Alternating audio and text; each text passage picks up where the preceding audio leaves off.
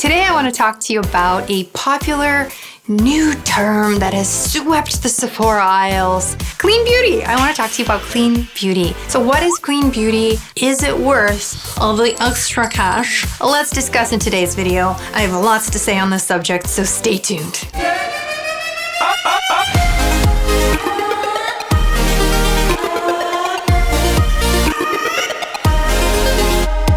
After much Googling, I found that there's actually no universal definition of clean beauty. What it loosely refers to is products that allegedly contain more ethically sourced ingredients that are not harmful or toxic to the skin and body. However, this is not a regulated term. I personally find the marketing around clean beauty to be really dramatic.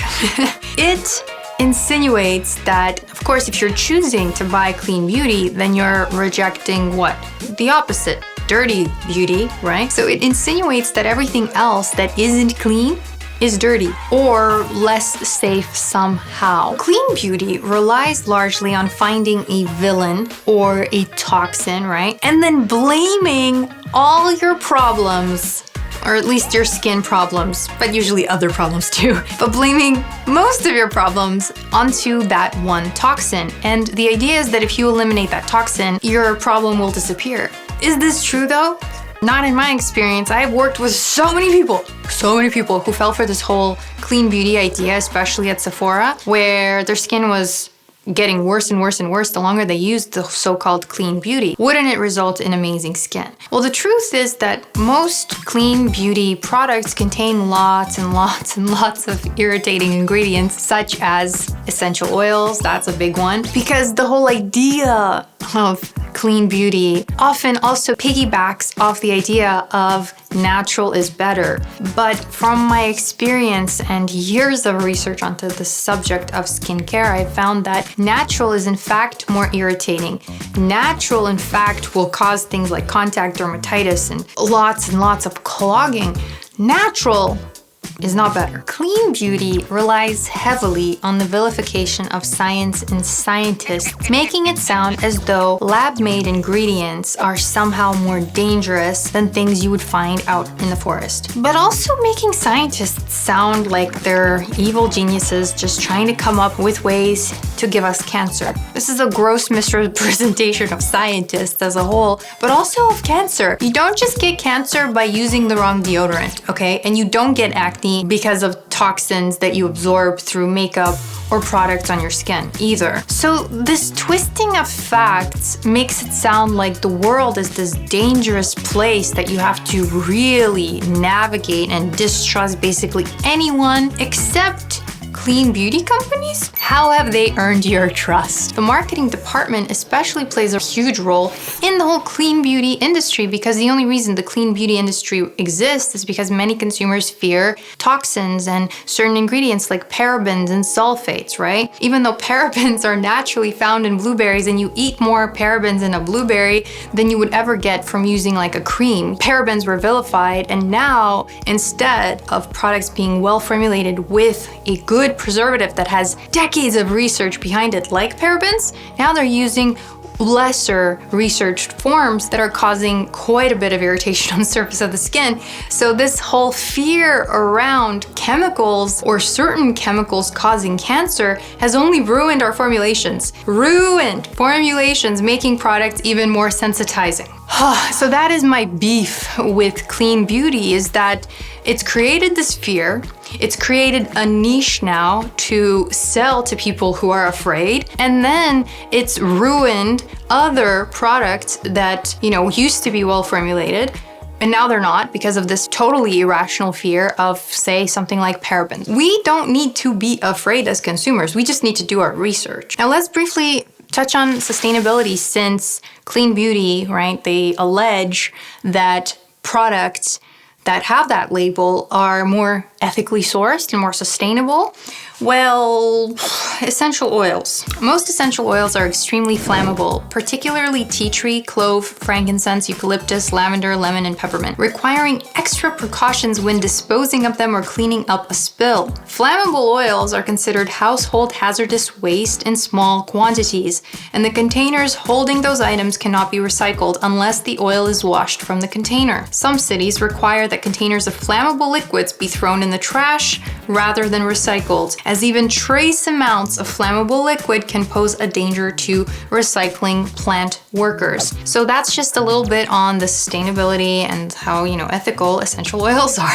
That's not very good if you can't throw out the bottle of essential oils, right? Now, I'm not gonna touch on all the other natural ingredients that are terrible for the skin and that are super sensitizing, like all the grapefruit extracts and stuff, besides essential oils in skincare, right? But the citrus extracts, all the stuff that just causes your skin to become irritated over time. I'm not gonna touch on that because I have an article that you can read on olenaboulet.com that covers all of that. But the final, most important point I wanna make about this whole fear around skincare and the world around us is that we have to be very careful with the beliefs that we entertain, because our beliefs will become a part of our identity. And when our beliefs are questioned because they're simply incorrect, because some of us have incorrect beliefs, and that's okay, doesn't mean there's something wrong with you. It just means that you were exposed to incorrect information enough times to the point where it became your belief. However, when a belief becomes a part of our identity and somebody questions that, we become extremely defensive and we take it personally because we think that what is being questioned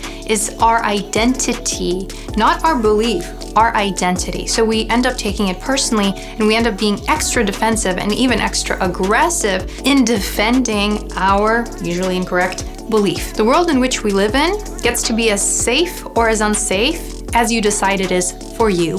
And whatever your belief about the world around you, that is what your brain will look for evidence to confirm. That's called a confirmation bias. And I've talked about this before in my Instagram story. So if you don't follow me on Instagram, you should, because I'm so active on Instagram. There's always new content there. Anyway, when we have this confirmation bias, we then tend to ignore any evidence that would go against our belief, only looking for evidence that would support our confirmation bias. And this makes it very difficult to see things differently. And then what I see a lot is that people gravitate towards other people who have similar beliefs as you do, only confirming them for you, validating your beliefs, and then also finding a sense of belonging in these communities. And then you are actually less incentivized to see things differently, because now if you change your beliefs, it means you'll probably be shunned from that community where you feel that sense of belonging. And I have seen this in natural skincare communities where it almost becomes, I hate to use the word cult-like, where people really truly believe that it's toxins that are responsible for their acne, and so they continue to put jojoba oil and manuka honey as a means of treating their acne, while their coach will be telling them, oh, you need to go on a candida cleanse, oh, you need to go on a parasite cleanse, oh, there's something wrong with you, something wrong with you, something wrong with you. And so they end up surrounding themselves with this information that is so stressful and so fearful that they don't even know to look outside of that, because in these communities, what is lacking, severely lacking, is a reality check, right? So if we surround ourselves with people who only think like us, and we have nobody to disagree with us, and you'd think that that would be a good thing, right? Nobody to disagree with me. For instance, here on YouTube, there's people that disagree with me under videos. Not that often, because I'm so smart. No, I'm kidding. There's people that sometimes disagree with me, but what it does for me is it makes my communication skills sharper. I get to then present my idea maybe differently. I get to think about the idea from a different perspective and see, am I really right or am I fooling myself, Or I do more research to see if what I'm saying is right or what this person's saying is right. But it gets me to question, and then I am even more certain in what is true once I do more research, right? So it benefits me in the end to have somebody actually disagree with me once in a while. So surrounding yourself with people who don't disagree with you, who don't see things at all differently from you, is a recipe for disaster. It's a recipe for you to get stuck in a story of The world is dangerous. I'm surrounded by toxins. How do I keep myself safe? And I find these kinds of communities also promote really restrictive eating. They're basically orthorexic. Many people are losing their periods because they're so stressed. And this is just all because of really the underlying idea of a fear of chemicals. So again, this idea of clean versus dirty doesn't serve you. This idea that there's nasties out there that you need to avoid. I consider essential oils a nasty, right? Nasties vary depending on who you talk to. So I think it's important to surround yourself with different ideas, different perspectives, so that you yourself can come to a conclusion that actually serves you. Okay, I think I made my point. Oh my God, because I can keep talking about this.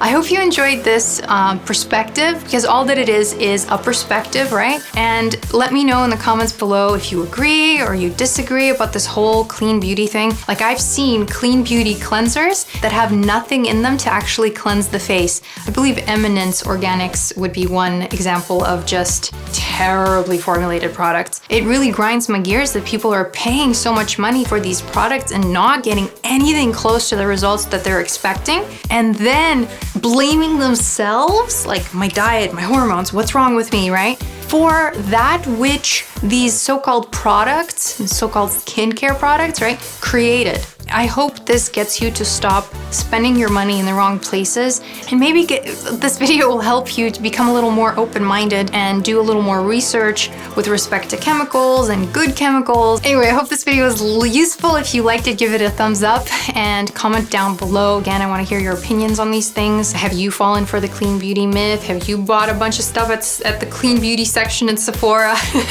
And don't forget to subscribe to this channel for more videos on skincare and self-love, because we talk about self-love too, because it's really, really important. Oh, and don't forget to hit the little notification bell so that you are notified when the latest video drops on this channel. Thank you so much for watching. This was Olena of OlenaValet.com. See you in the next video.